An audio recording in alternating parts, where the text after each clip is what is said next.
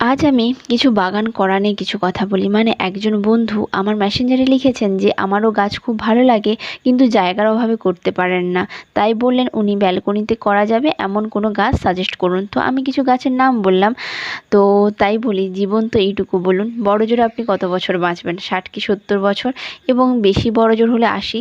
তো এইটুকু টাইম তো নিয়ে এসেছেন, যা মন করতে চাইছে করুন, তবে সেটা সামাজিক শত্রু না হয় আপনার কর্ম, সামাজিক বন্ধু যেন হয়। আপনার ভিডিও দেখে বা আপনার কাজকর্ম দেখে যেন সমাজে কিছু ভালো বার্তা দিতে পারেন এমন কিছু কাজ করুন, সেটা আপনার বাগান করা হোক বা যাই কিছু কাজ, সব কিছুই বলছি।